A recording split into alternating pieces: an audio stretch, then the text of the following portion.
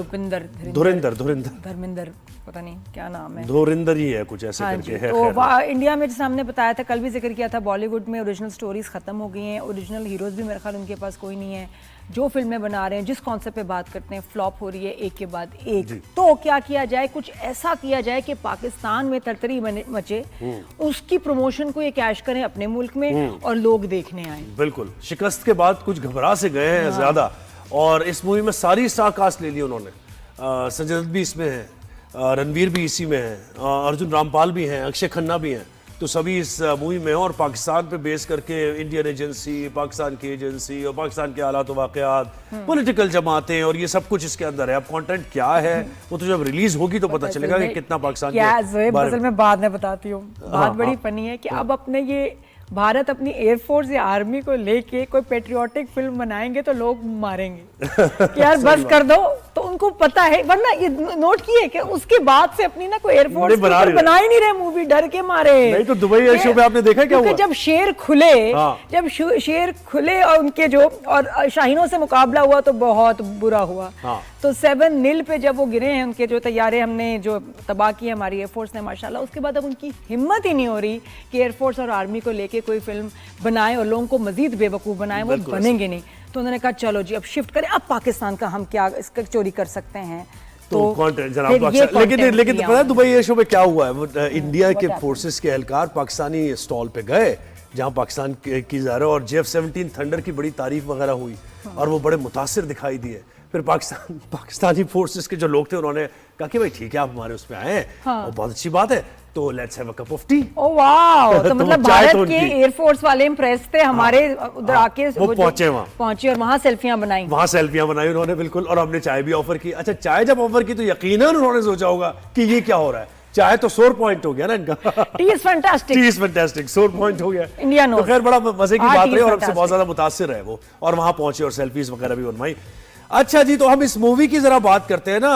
और इस मूवी की हम इसलिए बात करें, हमारे साथ गेस्ट जो है वो नेहा लाज हैं, जो कि खुद एक प्रोड्यूसर है, मूवी प्रोड्यूसर है। और उन्होंने एक मूवी बनाई थी चौधरी के नाम से, और वो चौधरी असलम पर ही थी, उनको ट्रिब्यूट दिया था।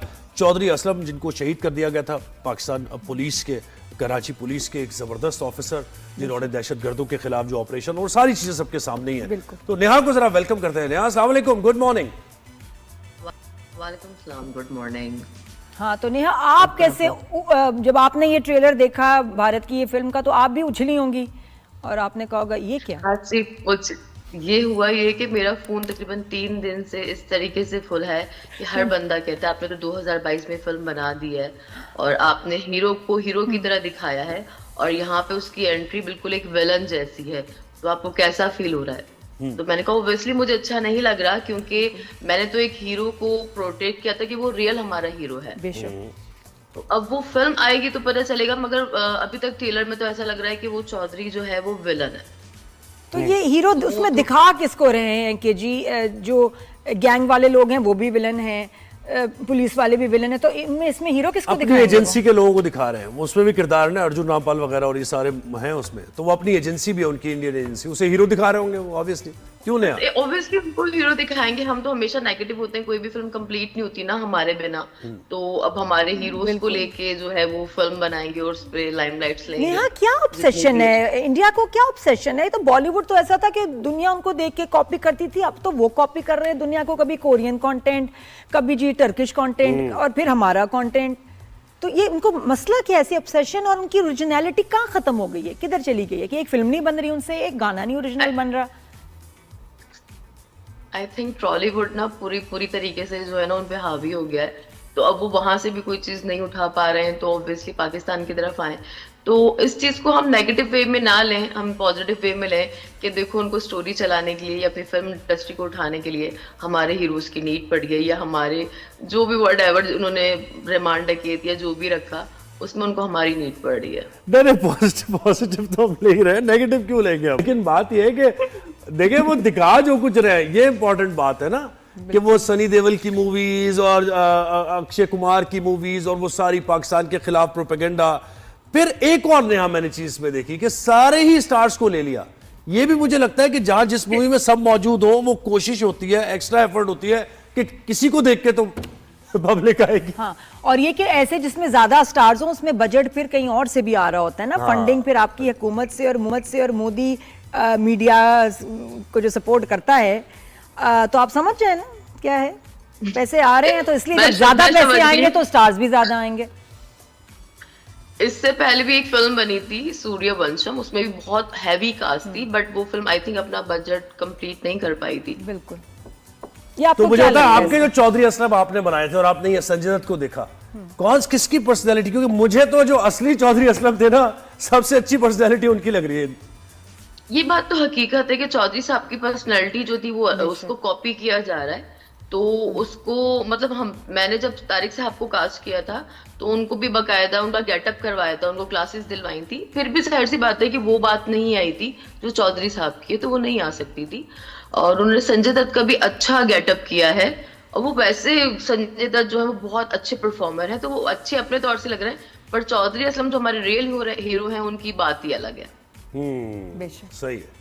तो ये आपने अपनी मूवी में क्या दिखाया था, मुझे बताएं, थोड़ा सा बताएंगी कि जो जिन लोगों ने नहीं देखी होगी मूवी, तो उसमें कैसे, और ये उससे कैसे कितनी डिफरेंट है, कैसे डिफरेंट है? हमारी मूवी टोटली डिफरेंट है क्योंकि हमने तो बायोपिक की थी जिसमें हमारे साथ सिंध पुलिस ऑन बोर्ड थी। अच्छा। और हमारी फिल्म में जो है वो तमाम पुलिस जितनी भी थी वो सब ओरिजिनल थी।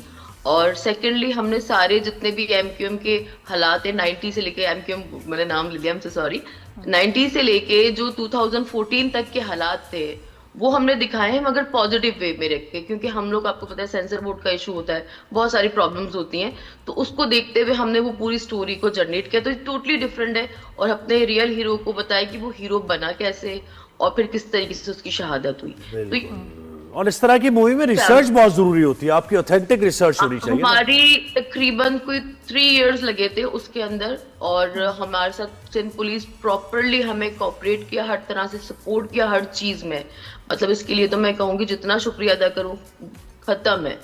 और उस फिल्म को बनने में भी तकरीबन 3 साल लगे थे, बहुत मेहनत की थी, मेरी पहली फिल्म थी, उसको फिर एज ए डायरेक्टर भी मैंने कंप्लीट किया था। सो मेरे तो दिल के बहुत करीब है, और उस फिल्म ने मुझे बहुत अच्छे नाम से नवाजा। बट ये कि भी हमारे पास सैनमास कम है इसलिए थोड़ा सा प्रॉब्लम हुआ, मगर अदरवाइज फिल्म नॉर्मली बहुत अच्छी है और बायोपिक है, तो टोटली डिफरेंट है। Totally different. मेरे ख्याल अब तो जरा किसी टीवी पे आप चैनल पे इसको रिलीज करें ताकि ज्यादा लोग देखें, और क्या ख्याल है आपका? अभी मुझे सब कह रहे हैं री रिलीज करो सैनमास पे, तो मैं पाकिस्तान में अभी हूँ नहीं। दूसरा तो मैंने कहा किसी चैनल से बात करती हूँ, उनसे कहती हूँ वो लगा लें, क्योंकि एडिट तो है, थोड़ी बहुत और एडिट करना चाहे तो एडिट करके लगा लें। मुझे तो कोई प्रॉब्लम नहीं है, क्योंकि मेरे मुल्क के लिए जो चीज अच्छी होगी वो मुझे भी अच्छा लगेगा। लेकिन पता है हमें पता है कि क्या होने जा रहा है। बल्कि मैं तो कहती हूँ ऑनलाइन इसकी स्ट्रीमिंग आसान कर दें with good print and everything, ताकि वहाँ के लोग भी देखें कि जी असली तो ये है। वो अपनी हुकूमत पे और अपनी मीडिया पे भरोसा तो करते नहीं है वहाँ की अवाम, तो इसलिए वो जरूर देखेंगे हमारी फिल्म के भाई यहाँ असली जो है हमें पता चलेगी कहानी, और इनका पता चलेगा। बिल्कुल एग्जैक्टली वो रियल स्टोरी है चौधरी की। 90s से जब वो 94 में जब वो भर्ती हुए थे तब से लेके जब उनकी शहादत हुई है 9 जनवरी 2014 में, तब तक की वो पूरी स्टोरी है। लेकिन आप देखें, हम नया समझ सकते हैं कि क्या होगा इसके अंदर, क्योंकि इसके जो हिदायतकार है वो जनाब, उन्होंने एक फिल्म बनाई थी उड़ी, the surgical strike. Surgical specialist हैं इनको। हाँ जी, ये सर्जरी के लिए इनको भेज दें। सर्जिकल स्ट्राइक उन्होंने बनाई थी, जो कि इस फिल्म पे 7 करोड़ रुपए लगाने के बाद जब उसका पहला कट आया 3.25 घंटे का, तो लिटरली मेरी हालत खराब हो गई थी, इतना पैसा लगाने के बाद ये क्या बनाया है। सही बात। फिर मुझे उनको निकालना पड़ा, और उनकी वजह से मैंने उस फिल्म को खुद डायरेक्ट करके फिर उस पर बाकी कुछ 1.25 करोड़ रुपए और डाल के फिर वो फिल्म मैंने कंप्लीट की।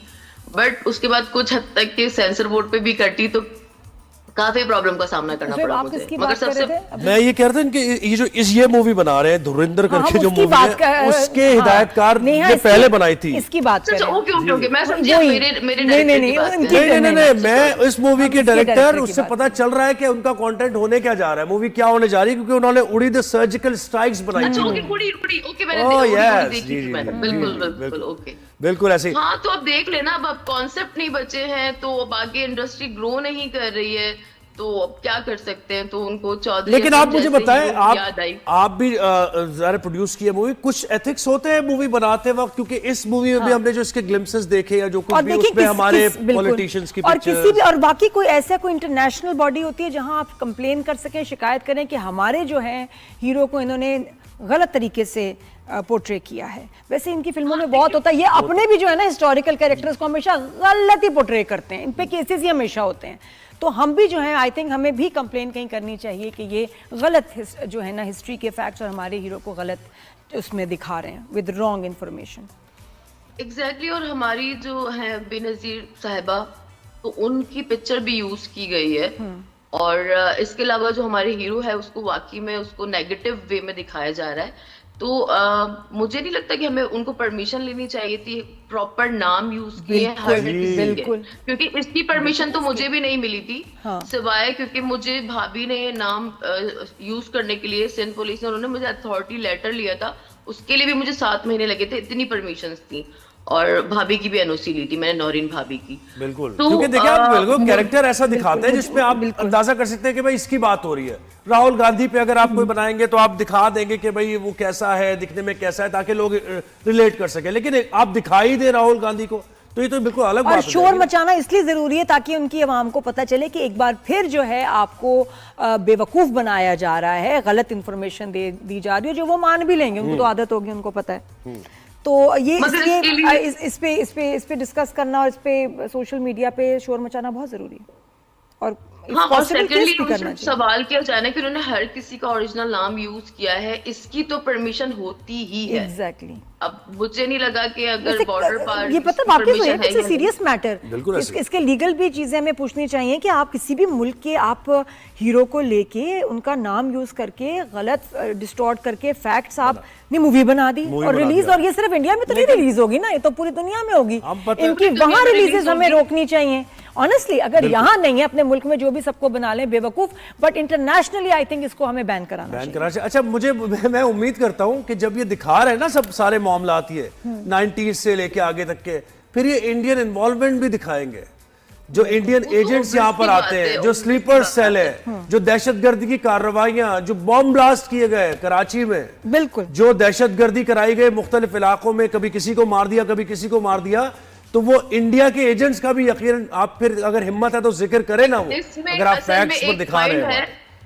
एक मेरी फिल्म में एक लास्ट में कॉल है कि जो चौधरी साहब के ब्लास्ट के लिए कॉल जाती है, तो वो 4 बाहर से आती है, नाम नहीं लेना चाहूंगी, इतने लोग समझ जाएंगे इस चीज को ना। ठीक है। तो वो चीज के लिए मुझे काफी हिडन रखा गया था और मैं चाहती थी कि वो नाम में यूज करूं, उसके बावजूद मुझे उसकी परमिशन नहीं मिली थी। तो क्या अगर हम इनके हीरोज या किसी के ऊपर मूवी बनाते हैं और प्रॉपर ये नाम लेते हैं, हर किसी का प्रॉपर नाम लेकर उसको नेगेटिव वे में पोर्ट्रे करते हैं, तो क्या उनका रिएक्शन होगा और हमारी अवाम का रिएक्शन क्या होगा? बिल्कुल, बिल्कुल। अभी ये ना मतलब फैसला करें ना कि अगर वो लोग हम उनके लिए बनाते हैं, उसके बाद हम तो खैर बना ही नहीं सकते, हमारे तो हाथ पांव ही बंधे हुए, हम लोग बनाना ही नहीं चाहते, मगर वो लोग जो बनाते हैं उसके लिए कुछ तो हम लोग आवाज उठाए ना। बिल्कुल सही आप कह रही हैं नेहा, बहुत शुक्रिया, थैंक यू वेरी मच।